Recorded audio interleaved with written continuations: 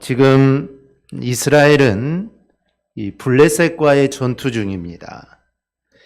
그런데 모든 면에 있어서 이스라엘의 열세에 놓여 있습니다. 그런데 이 요나단의 이 믿음과 용기 있는 도전으로 이 블레셋과의 전쟁에서 이제 이스라엘이 이 승기를 잡게 됩니다. 사실 이 숫자적으로 볼 때나 또 이 무기로 보더라도 이 블레셋이 확실히 우위에 있는 싸움입니다. 그래서 많은 군사들이 이런 상황을 보고 이 다 도망을 갔습니다. 이런 상황으로 인해 아직 전쟁을 해보지도 않았지만 이미 이스라엘의 이 군사들은 이미 사기마저 다 꺾여 있는 이 상태입니다. 그러니 이 전쟁은 뭐 해보나 마나 이거는 질 수밖에 없는 전쟁이죠. 또 사무엘을 통하여 그래도 이 하나님의 축복을 받고 전쟁에 나가야 되는데 사무엘이 약속한 기한이 다 돼도 오지를 않습니다. 사울이 대신 제사를 드리게 됩니다. 이로 인해 사무엘에게 이 책망만 받게 됩니다. 그런데 이런 불리한 모든 상황들을 완전히 뒤집은 것은 이 요나단의 정말 무모하지만 그래도 이 요나단의 하나님을 믿고 적진에 들어간 이 행동으로 인해 이 전세가 완전히 역전이 되게 됩니다. 14절 15절을 보면 그때 상황을 이렇게 기록합니다. 요나단과 그 무기를 든 자가 반나절 가리 땅 안에 처음으로 쳐 죽인 자가 20명가량이라. 들에 있는 진영과 모든 백성들이 공포에 떨었고 부대와 노략군들도 떨었으며 땅도 진동하였더니 이는 큰 떨림이었더라. 이 두 명이 가서 블레셋 군사 20명가량을 죽이게 됩니다. 뭐 수많은 군사 중에 20명은 뭐 그렇게 큰 의미를 가지지 않습니다. 하지만 오늘 이 요나단이 가서 20명을 죽인 것은 요나단이 이런 고백을 한 적이 있습니다. 구원이 사람이 많고 적음에 달려있지 않다. 이 전쟁은 사람이 많고 적음에 의해서 승패가 결정되는 게 아니라는 겁니다. 그런데 그 요나단의 말이 지금 그 고백이 현실로 지금 입증이 된 것입니다. 이렇게 한 사람의 힘이라는 것이 지극히 작은 것 같지만 이게 믿음과 결합이 될 때는 정말 놀라운 일을 일으키게 됩니다. 모세는 80세의 노인이었지만 그가 하나님 말씀을 의지하여 믿음으로 행할 때 이스라엘을 애굽에서 구원을 해내게 됩니다. 또 엘리야는 혼자서 850명이나 되는 바알과 아세라 선자들을 격파하게 됩니다. 에스더는 내가 죽으면 죽으리라 라는 그 믿음을 가지고 왕 앞에 나아가서 온 유대인들을 구원을 하게 됩니다. 그래서 이러한 사실을 통해 우리가 알 수 있는 것은 나 혼자, 즉 우리의 개인은 약하지만 믿음의 힘은 강하다는 것입니다. 나는 약하지만, 나는 연약하지만 내가 믿음을 갖고 나가면 우리는 강한 자가 될 수 있습니다. 우리는 보잘것없지만 우리가 믿는 그 하나님은 전능하신 분이기 때문입니다. 즉 하나님이 함께 하시기만 하면 이 숫자는 아무런 문제가 되지 않습니다. 그래서 우리가 뭐 나이가 많다고 아니면 내가 혼자 있다고 이런 것들은 하나님 안에서 아무런 문제가 되지 않습니다. 그러므로 이런 일을 우리가 어떤 일을 만났을 때 내 작은 힘으로 내가 할 수 없다. 나는 이제 나이가 많아서 나는 이런 일을 할 수 없다. 우리가 이렇게 포기하는 것이 아니라 우리가 그 상황 속에서 우리는 하나님을 굳건히 붙잡고 나아가기만 하면 됩니다. 그 믿음이 우리 안에 있으면 됩니다. 나는 다만 이 도구일 뿐입니다. 즉 나는 작지만 또 부족하지만 보잘것없지만 내가 하나님을 온전히 믿고 내가 하나님의 뜻대로 나아갈 때 하나님이 역사하셔서 내가 생각하지도 못했던 그런 놀라운 일들을 이루게 하실 것입니다. 우리는 이러한 확신이 있어야 합니다.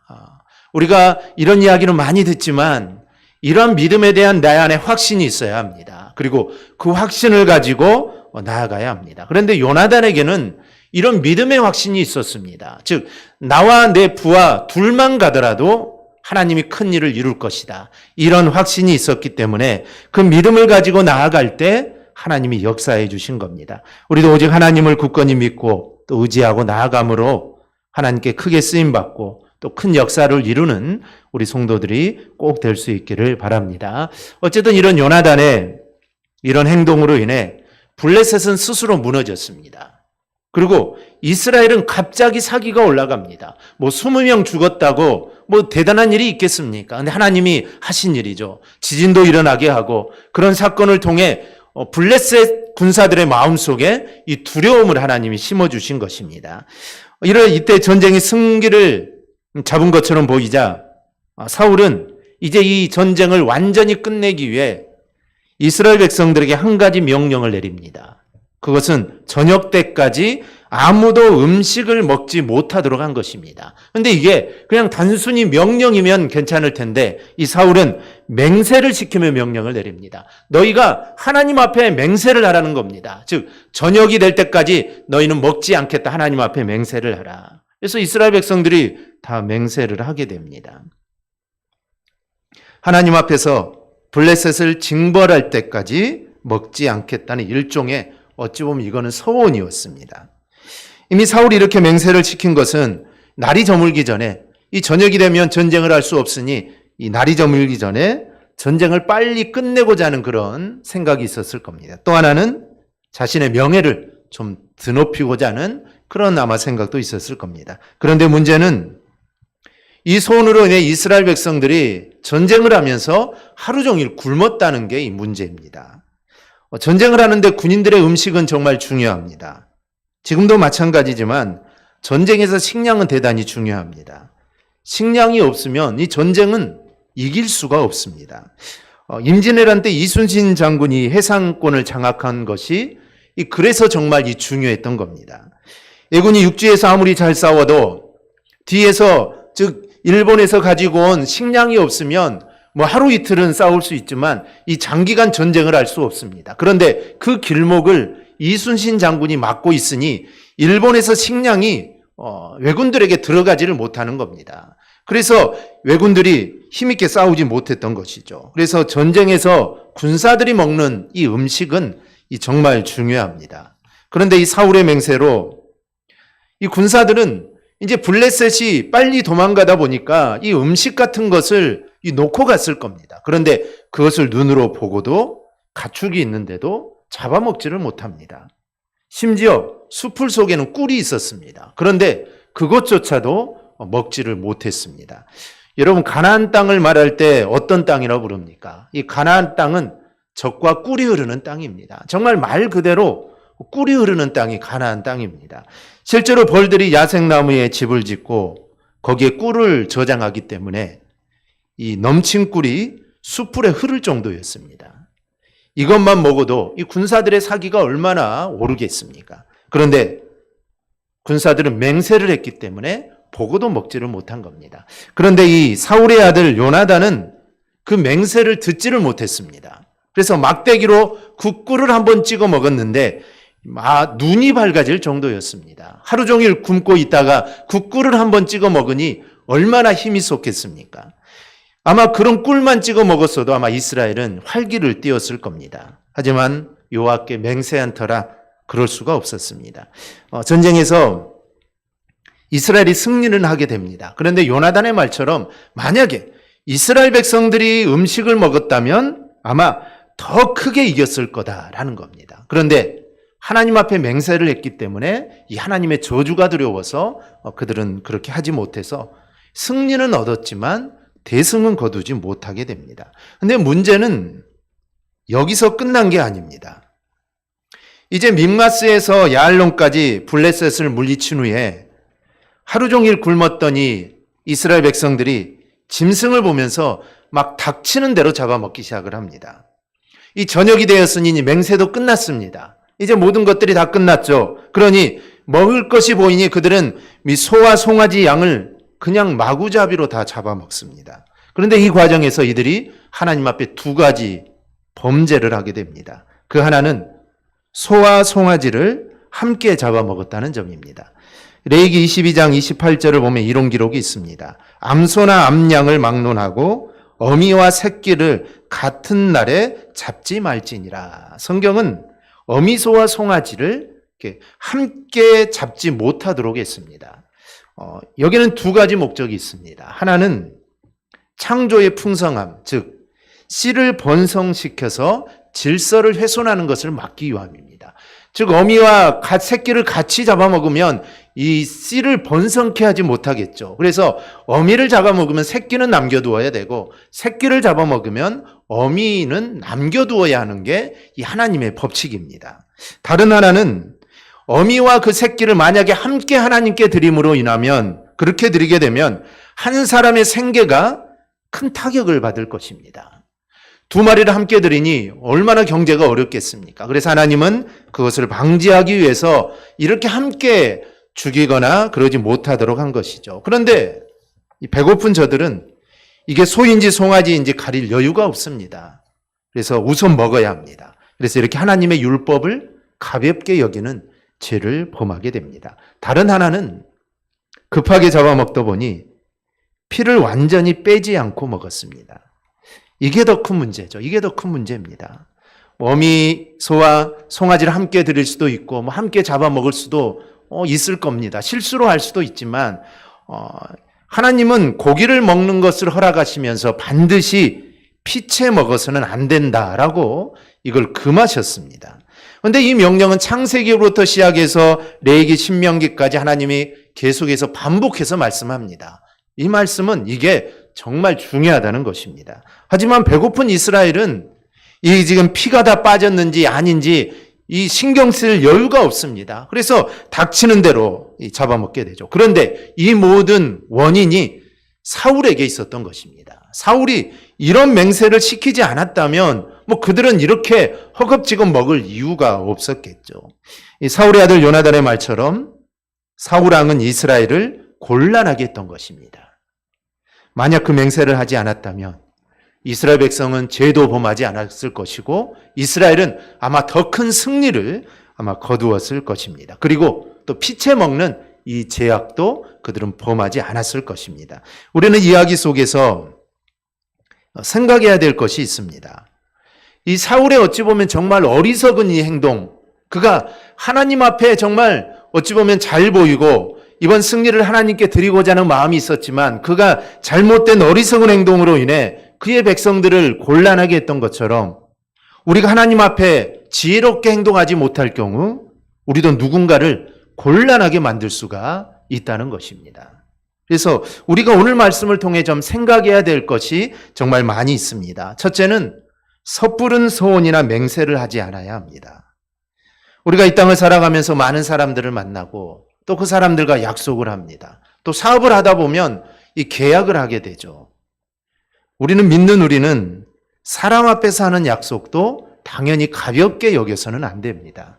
하물며 우리가 하나님 앞에 하는 약속, 우리가 가볍게 여겨서는 절대로 안 됩니다. 즉, 한 번 한 말은 반드시 이행을 해야 합니다.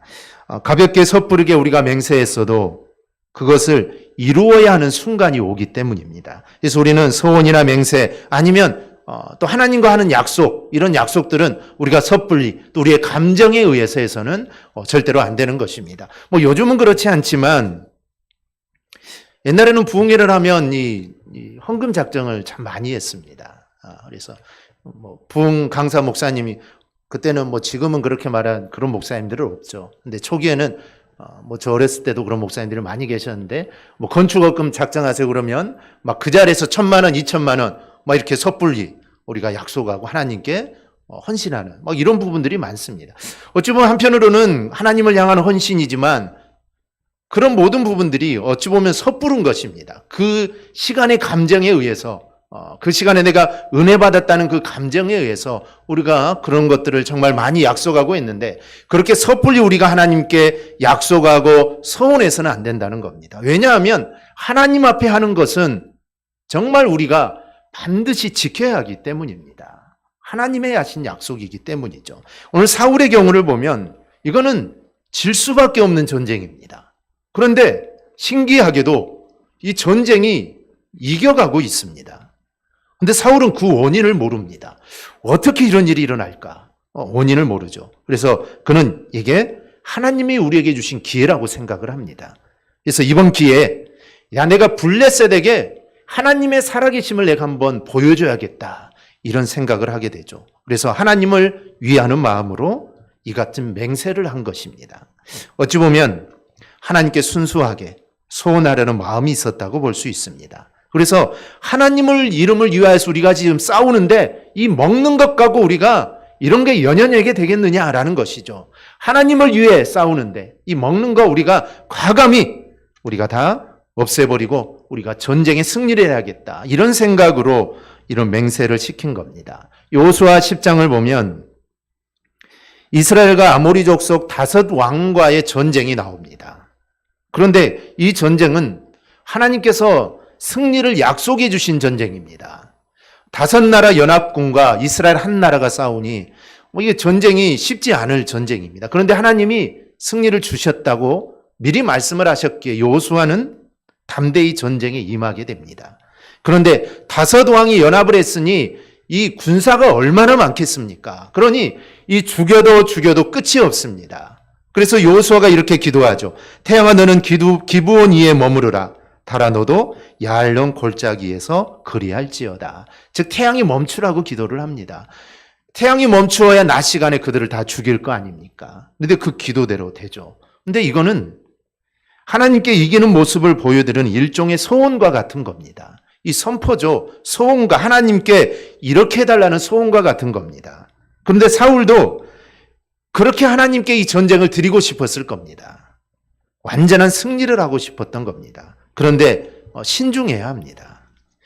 구약을 보면은 이 군사들로 하여금 전쟁에 몰두하도록 금지시키는 것들이 있습니다. 즉 전쟁을 할 때는 이런 것들을 가끔 금지를 시키는데 주로 이 부부관계를 금지시키는 것, 또 하나는 잠을 줄이는 것, 또 하나는 희생제사를 드리는 것, 이런 것들을 금지를 합니다. 그래서 전쟁에 더 집중하기 위함이죠. 근데 먹을 것을 금하는 경우는 없습니다.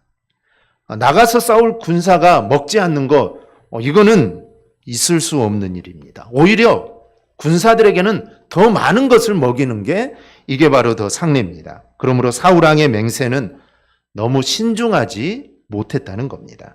이런 신중하지 못한 소원이 사사기에도 나옵니다. 입다인데요. 입다는 암몬 사람과 전쟁에 임하면서 이렇게 소원을 합니다. 주께서 과연 암몬 자손을 내 손에 넘겨주시면 내가 암몬 자손에게 평안이 돌아올 때 누구든지 내 집 문에서 나와서 나를 영접하는 그는 여호와께 돌릴 것이니 내가 그를 번제물로 드리겠나이다. 그는 소원대로 그는 암몬 전쟁에서 승리를 하게 됩니다. 그래서 승리를 하고 집으로 돌아올 때 소고를 치며 춤을 추며 자신을 맞는 사람이 있었는데 바로 자신의 무남 동료였습니다. 소원하였기에 그는 소원한 대로 딸에게 행하게 됩니다. 그런데 우리가 한번 생각해 보십시다. 하나님께서 인신제사를 원하신 적이 있습니까? 성경 어디를 보아도 하나님께서는 인신제사를 원하신 적이 없습니다. 암몬을 물리치겠다는 이 마음은 좋습니다. 그렇다고 인신제사를 조건으로 하나님께 소원하는 것, 이거는 있을 수 없는 일입니다. 하지만 심중하지 않은 입다는 그렇게 소원을 했습니다. 또한 설령 그런 소원을 했더라도 그것을 실행하는 것은 더 어리석은 겁니다. 성경은 입다가 이제 딸을 번제로 드렸다라고 말은 하지 않지만 그가 하나님께 소원을 했기 때문에 소원한 것은 반드시 드려야 합니다. 이행해야 되는 것이죠. 그래서 성경은 정확하게 말하고 있지는 않지만 아마 그렇게 했을 것이다. 또 다른 의견은 아마 평생 그녀가 결혼하지 않고 혼자 살았을 것이다. 라고 이렇게 이제 말하는 신학자들도 있는데 우리가 하나님 말씀을 보게 된다면 당연히 소원했기 때문에 그렇게 했을 거로 우리는 그렇게 결과는 나와 있지 않지만 우리는 그렇게 이해를 해야 됩니다. 그래서 이렇게 하나님께 소원하는 것은 정말 신중해야 한다라는 것이죠. 그리고 만약에 하나님께 소원했더라도 그 소원을 이행하는 것도 중요하지만 더 중요한 것은 입다도 마찬가지입니다. 자기의 무남 동료 딸이 나왔을 때 소원한 대로 번제로 드려야 하지만 더 중요한 것은 그 상황에서 그것을 뉘우치는 일이 중요합니다. 하나님께 소원했지만 하나님이 뉘우친다고 해서 그 일을 하나님이 하라고 했을까요? 아닙니다. 우리가 정말 하나님께 죄를 범하지만 우리가 하나님께 회개하고 하나님께 나아갈 때 하나님은 우리의 모든 것을 용서해 주시는 분입니다. 그래서 자신이 잘못 소원한 것을 하나님께 뉘우치는 일이 더 중요한 것입니다. 우리는 오늘 입다와 사울을 통해 우리도 순간의 기분에 의해 섣부르게 소원이나 맹세를 하지는 않은지 내 자신을 우리는 돌아봐야 합니다. 간혹 하나님을 열심히 믿는 이 사람들이 신중하지 못함으로 어리석은 행동을 하는 경우가 있습니다. 가장 대표적인 게 이번 일이 이루어지면으로 시작되는 기도입니다. 하나님, 이번 일만 이루어 주시면 내가 이렇게 하겠습니다. 이런 기도들을 우리가 종종 하는데요. 그런데 뭔가를 하겠다는 식으로 말을 해놓고 나중에 내가 그런 말을 했다는 것도 다 잊어버리는 경우가 있습니다. 왜냐하면 그런 말을 너무 자주 하기 때문입니다. 그런데 잊어버린 경우가 많다는 것이죠. 우리는 시건을 밥 먹듯이 하는 경우가 많습니다. 그런데 하나님은 우리가 그렇게 신중하지 못하게 우리가 실수를 남발하는 것을 우리 하나님은 좋아하지 않습니다. 오히려 무엇을 하나님께 맹세하려거든 우리는 더욱 신중해야 합니다. 하나님께 하는 맹세이기 때문입니다. 그렇지 않으면 우리는 소원 없이 그냥 하나님께 간절하게 구해야 합니다. 우리가 그렇게 구해도 하나님은 우리를 사랑하시고 우리의 기도를 들어주십니다. 입다가 정말 누구든지 문 앞에 처음 나오는 사람을 번제물로 드리겠다 이렇게 하나님께 소원하지 않아도 하나님은 그에게 승리를 주셨을 겁니다. 그렇기 때문에 우리는 섣불리 소원하는 것이 아니라 하나님, 내가 간절히 하나님께 구하는 이런 모습, 이 모습을 우리 하나님은 기뻐하십니다. 사울왕이 군사들에게 섣불리 맹세를 시키므로 화가 이스라엘에게 임한 것, 우리는 가볍게 보아서는 안 됩니다. 우리가 하나님 앞에서 무언가를 말하려고 한다면 우리가 정말 신중을 기하여 하나님의 뜻을 이루는 우리 성도들이 꼭 될 수 있기를 바랍니다. 또 하나는 눈앞에 보이는 것만 보아서는 안 됩니다. 앞에서는 사울왕이 신중하지 못해서 그렇지 그는 하나님 앞을 향한 이 열정 그리고 이 진정성만큼은 우리가 있었다. 이런 식으로 말씀을 드렸습니다. 그런데 그 당시 상황을 다시 돌려보면 또 꼭 그렇지만도 않습니다. 사울왕이 블레셋을 물리치고 하나님께 승리를 내가 드리고 싶다. 이 마음은 아마 진실이었을 겁니다. 그런데 과연 그런 순수한 마음만 그에게 있었을까 하는 것이죠. 우리가 상황을 되돌아보면 쉽게 알 수 있습니다. 블레셋은 압도적인 우위를 가지고 있었습니다. 반면 이스라엘은 주눅이 들어 있었죠. 그런데 상황이 일순간에 바뀌게 됩니다. 그는 요나단의 이 믿음이었습니다. 하나님은 이 사울의 겁먹는 모습보다는 요나단의 믿음으로 도전한 일을 기뻐하셨고 또 그에게 은혜를 주신 겁니다. 이 놀란 건 블레셋만이 아니죠. 이스라엘 백성들도 놀라게 됩니다. 블레셋 군사들이 이 나달처럼 떨어지는 것을 보고 블레셋 자신들도 다 놀라고 이스라엘도 놀라게 되죠. 그래서 사울은 얼른 군사 중에 그러면 누가 비어 있었는가를 세기 시작합니다. 세어보니 요나단과 그의 무기 든 소년이 비어 있게 됩니다. 순간 요나단으로 인해 이러한 일들이 일어남을 직감하고는 이스라엘 사기가 올라가게 됩니다. 그리고 전세가 역전이 되게 되죠. 승기를 잡은 사울은 욕심이 생겼습니다. 지금 정말 불같이 일어나는 이 승기를 빌어서 완전한 승리를 하고 싶었습니다. 그래서 병사들에게 맹세를 시킨 것이죠.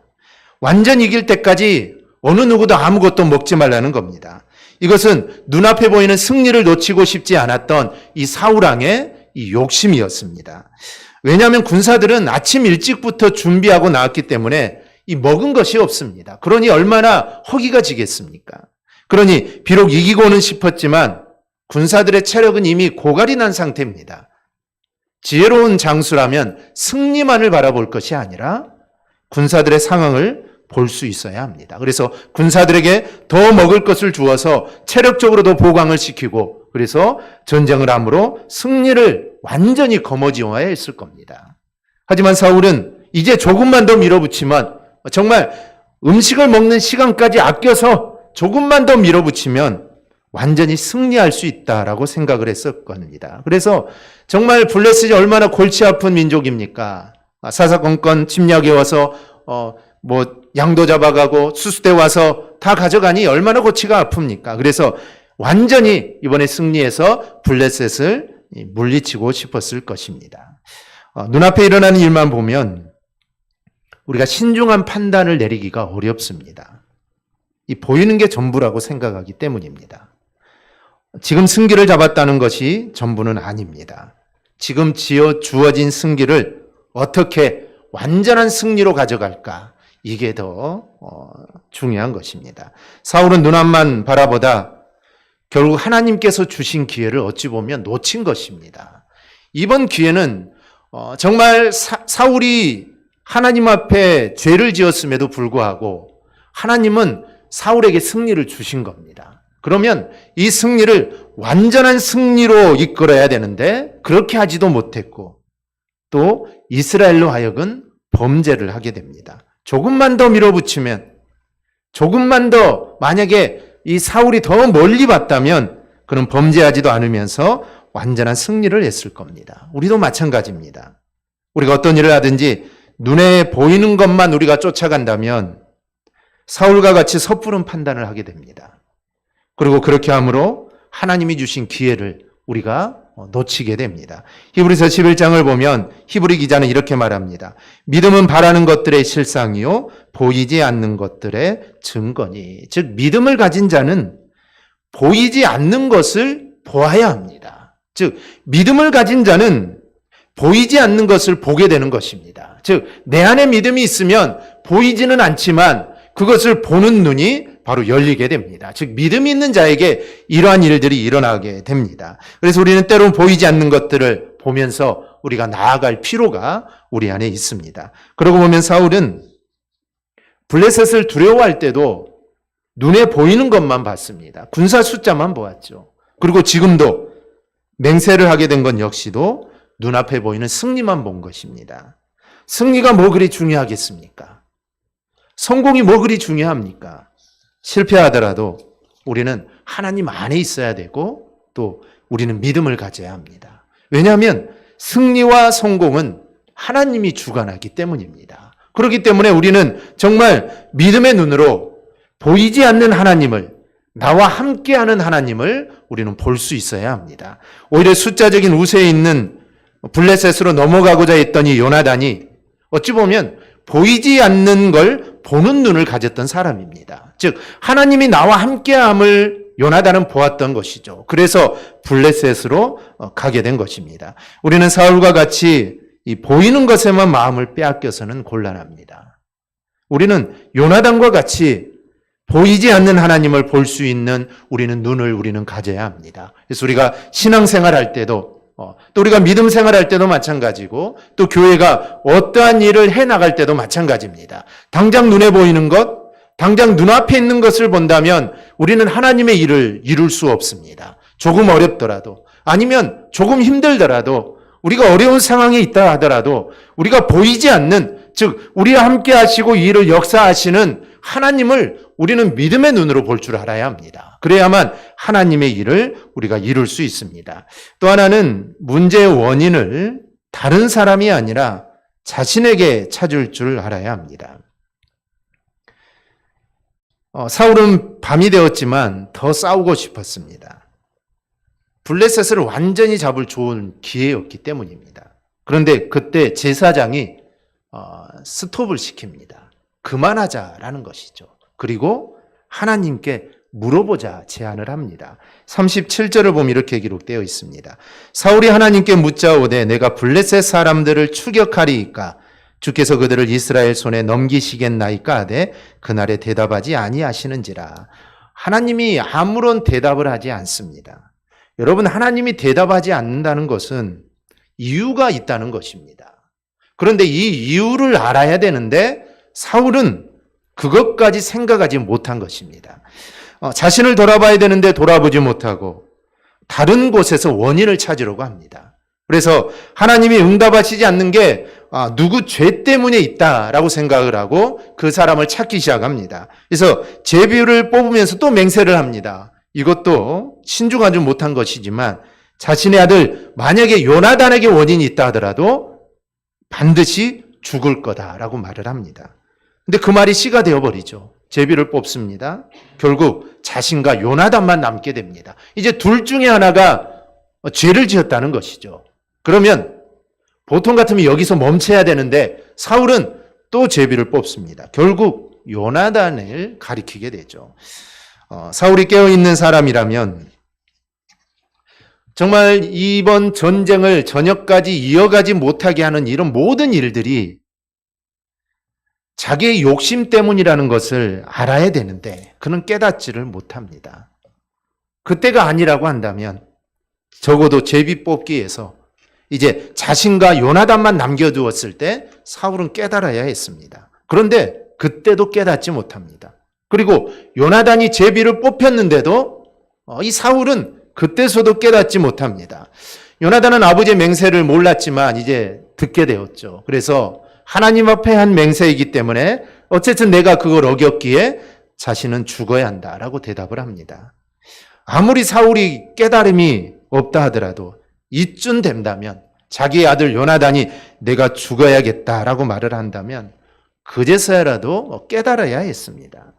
저는 하나님께서 이 죄가 요나단에게 있어서 제비에 뽑히게 하신 것이 아니라 사울로 하여금 깨닫게 하기 위해서 이 요나단의 제비에 뽑히게 했다라고 저는 생각을 합니다. 그런데 이 상황까지 와도 사울은 깨닫지를 못한 겁니다. 우리도 마찬가지입니다. 어떤 일에 대한 책임 소재를 따질 때 우리는 다른 사람을 먼저 볼 것이 아닙니다. 먼저 내 자신을 돌아봐야 합니다. 그리고 먼저 회개할 수 있어야 합니다. 실수는 할 수 있습니다. 그러나 자신의 죄를 깨닫지 못하고 회개하지 못하는 것은 하나님의 용서를 받을 수 없는, 이거는 정말 최악의 길입니다. 우리가 죄를 지을 수밖에 없죠. 우리가 죄를 어떻게 안 짓습니까? 그런데 만약 우리가 회개하지 못한다면 그만큼 더 큰 죄악은 없습니다. 우리 사랑하는 여러분, 우리는 정말 하나님 앞에서 늘 신중해야 합니다. 또 눈앞에 보이는 것이 아니라 눈에 보이지는 않지만 눈에 보이지 않는 것을 우리는 믿음의 눈으로 우리는 볼 수 있어야 합니다. 그리고 자신의 죄를 먼저 회개할 줄 알아야 합니다. 즉 모든 죄의 원인은 나에게 있다라는 것을 우리는 알고 회개할 줄 알아야 합니다. 그래야만 하나님께 쓰기에, 하나님이 쓰시기에 합당한 자가 되는 것입니다. 우리 모두 오늘 말씀을 꼭 마음에 새기고 우리가 하나님 앞에 올바른 모습으로 우리가 서서 또 하나님께 쓰임받는 우리 성도들이 다 될 수 있기를 주님의 이름으로 축원합니다. 아멘. 기도하겠습니다.